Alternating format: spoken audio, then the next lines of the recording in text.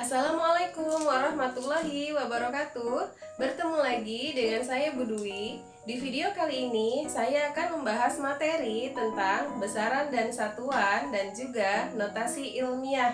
Jadi materi yang akan saya bahas sekarang ini adalah materi lanjutan dari besaran dan satuan di kelas 7. Bedanya kalau di kelas 7 dulu kalian hanya mempelajari besaran pokok, kemudian besaran turunan dan satuannya. Nah, kalau sekarang ada tambahan dimensi. Dimensi itu artinya lambang atau simbol. Baiklah, kita mulai saja penjelasan materinya. Jadi, besaran itu adalah segala sesuatu yang dapat kita ukur yang berhubungan dengan pengukuran fisika dan kemudian dapat juga dinyatakan dengan angka. Nah, sedangkan satuan itu adalah sebuah nama atau istilah yang diberikan untuk mengukur sebuah besaran, atau biasanya satuan ini digunakan sebagai pembanding antara besaran yang satu dengan besaran yang lainnya. Nah, setiap besaran dalam fisika itu memiliki satuannya sendiri-sendiri. Jadi tidak ada yang sama antara besaran satu dengan besaran yang lainnya. Secara fisis, besaran itu dibagi menjadi dua macam, yaitu besaran pokok dan besaran turunan. Nah, sekarang kita bahas tentang besaran pokok dulu ya. Jadi, besaran pokok ini adalah besaran yang telah ditentukan atau disepakati sebelumnya oleh forum internasional oleh para ahli untuk digunakan bersama-sama, disepakati sebagai satuan internasional yang biasa kita sebut dengan SI atau standar internasional. Jadi yang pakai besaran pokok ini bukan cuma Indonesia aja, tapi seluruh dunia menggunakan 7 besaran pokok. Nah, untuk memudahkan dalam menghafal 7 besaran pokok, biasanya saya menggunakan kata mas, kaji, suap. Massa, kuat arus, jumlah zat, intensitas cahaya, suhu, waktu, panjang. Nah, itu adalah 7 besaran pokok. Kalau massa, satuannya kilogram, dimensinya M besar. Kemudian kuat arus, satuannya ampere, lambangnya atau dimensinya I besar. Jumlah zat, lambangnya adalah N besar, memiliki satuan mol. Kemudian intensitas cahaya, satuannya kandela, memiliki lambang J besar. Kemudian ada suhu, satuannya Kelvin, memiliki lambang atau dimensi yang dibaca dengan theta. Kemudian ada waktu, satuannya sekon, lambangnya adalah T besar. Kemudian ada panjang, satuannya meter, dan dimensinya adalah L besar. Itu adalah 7 dimensi dari 7 besaran pokok. Selanjutnya adalah besaran turunan. Besaran turunan ini adalah besaran yang satuannya diturunkan dari satuan-satuan besaran pokok. Ada banyak contoh besaran turunan, karena besaran pokok itu cuma 7, berarti selebihnya yang banyak sekali itu adalah besaran turunan. Nah, bisa kalian lihat di tabel, di situ ada beberapa contoh untuk besaran turunan. Nah, untuk lebih jelasnya, sekarang saya akan menjelaskan lebih detail bagaimana cara mendapatkan besaran turunan dan dimensi untuk besaran turunan. Nah, sekarang saya akan ajarkan kalian bagaimana cara menentukan dimensi dari besaran turunan. Kita mulai dari satuan volume, besaran volume. Nah, volume ini sendiri kan punya satuan meter kubik. Nah, kalian semua pasti sudah tahu nih asalnya meter kubik ini dari mana. Kita ambil contoh balok. Balok itu volumenya adalah panjang kali lebar kali tinggi. Nah, panjang, lebar, tinggi semuanya punya satuan meter. Maka tinggal meter kali meter kali meter. Akhirnya ketemulah meter kubik. Maka volume ini memiliki satuan meter kubik dan dimensinya. Tinggal lihat di tabel besaran pokok. Tadi meter itu dimensinya apa? Nah, dimensinya kan L besar. Maka di sini dimensinya menjadi L pangkat 3. Ini dimensi untuk volume. Berikutnya ada dimensi massa jenis. Jadi menentukan dimensi dari sebuah besaran itu juga bisa dari rumusnya. Asalkan kalian tahu rumusnya atau kalian hafal rumusnya, kalian bisa menurunkan dimensinya. kita ambil contoh massa jenis. Massa jenis ini rumusnya adalah massa dibagi volume. Nah, massa memiliki satuan kilogram. Kemudian volume tadi memiliki satuan meter kubik. Maka dimensinya adalah M per L pangkat 3, atau yang L pangkat 3 ini bisa berubah posisi jadi M, L, jadi pernya hilang ya. Yang tadinya penyebut berubah jadi pembilang, tapi yang pangkat 3 berubah jadi min 3. Nah, maka dimensi dari massa jenis bisa M per L pangkat 3 atau M L pangkat min 3. Ini untuk massa jenis. Berikutnya kita coba lagi kecepatan.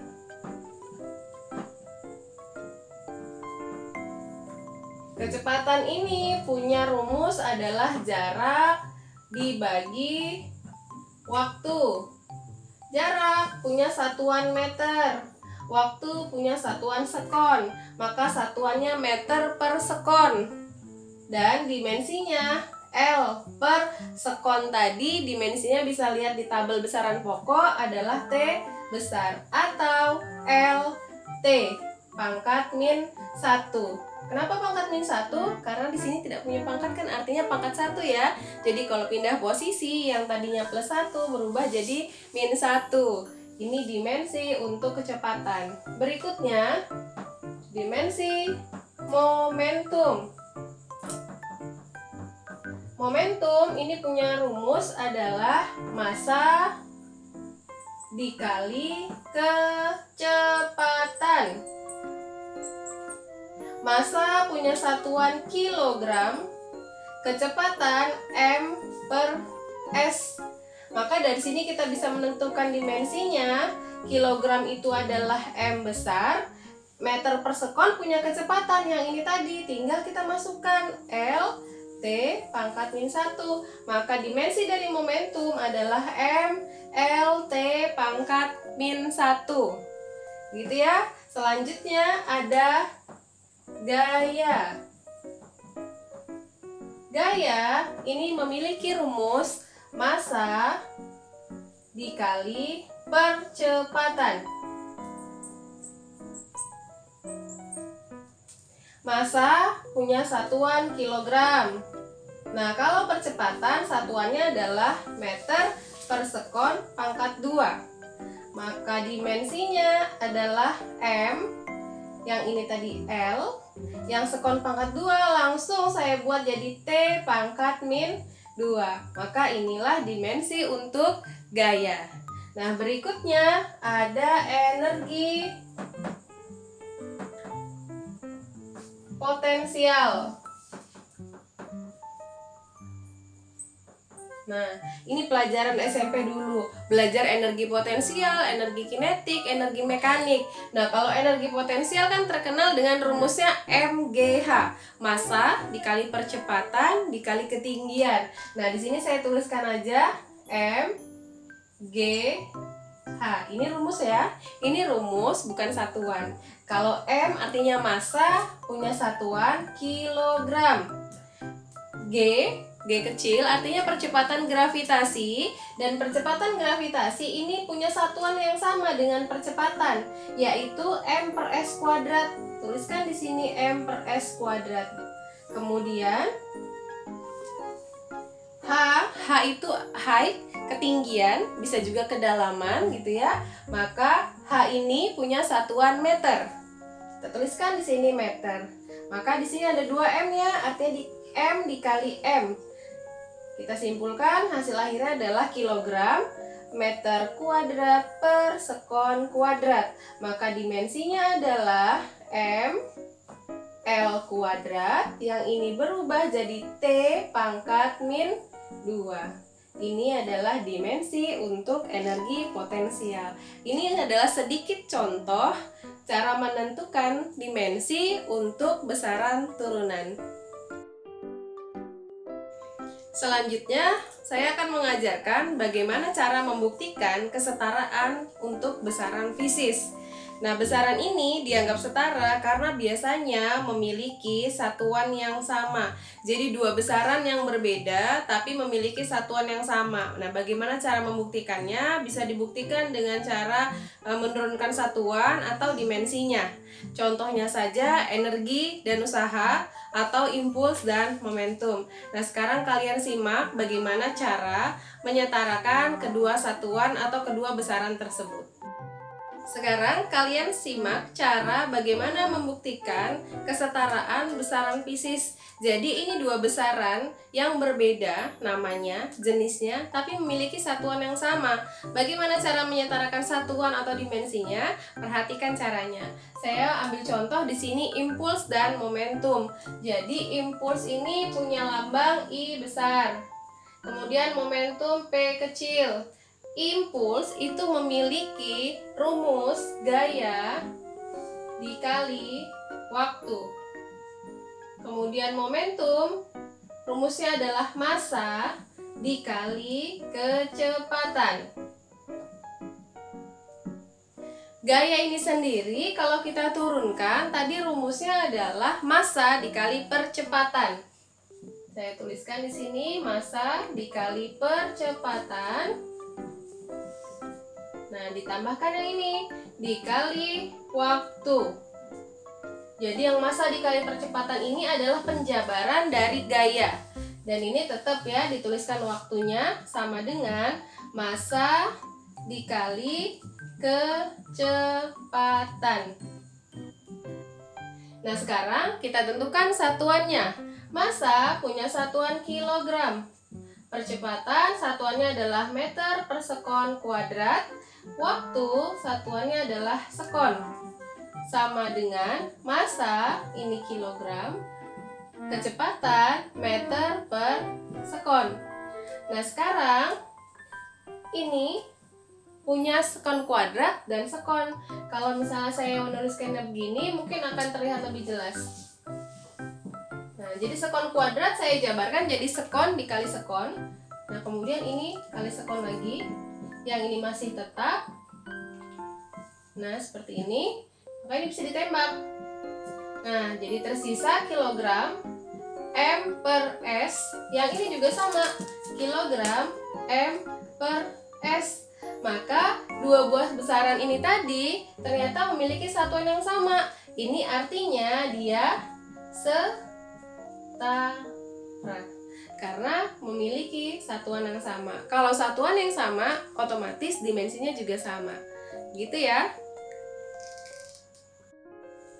Contoh yang kedua, menyetarakan besaran usaha dan energi. Usaha memiliki lambang W. Energi, ini yang saya ambil contoh, misalnya energi potensial deh ya. Nah, kita ambil contoh energi potensial. Nah, energi potensial lambangnya adalah EP. Usaha memiliki rumus adalah gaya dikali jarak. Energi potensial rumusnya adalah massa dikali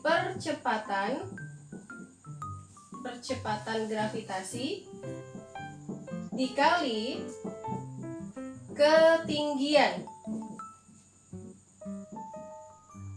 Nah, sekarang kita tentukan satuannya. Atau ini gaya kita turunkan dulu ya, seperti tadi ya. Atau mau langsung juga boleh, karena sudah berkali-kali ya untuk gaya. Kita langsung saja.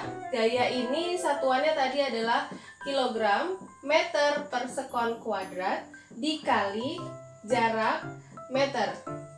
Sama dengan massa kilogram, percepatan gravitasi M per S kuadrat dikali ketinggian. Ketinggian ini adalah meter. Nah, sekarang kita sederhanakan. Yang ini meter dengan meter, maka jadi kilogram meter kuadrat per sekon kuadrat sama dengan yang ini juga meter dengan meter, jadilah kilogram meter kuadrat per sekon kuadrat.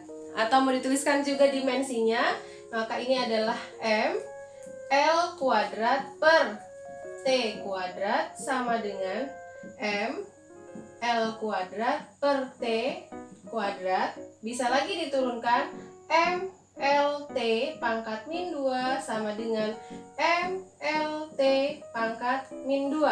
Maka satuan dimensi dan dimensinya ternyata sama antara usaha dan energi. Maka ini kita sebut dengan setara.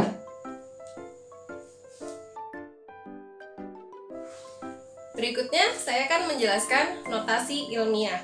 Jadi, notasi ilmiah ini adalah tata cara penulisan nomor yang mengakomodasi nilai-nilai terlalu besar atau terlalu kecil untuk dengan mudah ditulis dalam notasi desimal standar atau biasa disebut bilangan berpangkat. Jadi yang biasa menggunakan notasi ilmiah ini adalah para ilmuwan, matematikawan, dokter atau insinyur. Nah, sekarang kita juga boleh pakai. Nah, sekarang saya ajarin kalian bagaimana cara menggunakan notasi ilmiah dalam soal-soal fisika. Nah, sekarang saya akan menjelaskan bagaimana cara menggunakan notasi ilmiah dalam perhitungan fisika. Ini saya ambil contoh yang pertama, menuliskan nilai diameter bumi. Jadi diameter bumi itu adalah sebesar 12.742.000 meter. Itu kalau dalam satuan meter. Nah, sekarang untuk lebih sederhana menuliskannya, tidak perlu menuliskan semua angka, kita cukup menuliskan dengan notasi ilmiah atau bilangan berpangkat. Caranya seperti ini. Ini dalam bentuk jutaan.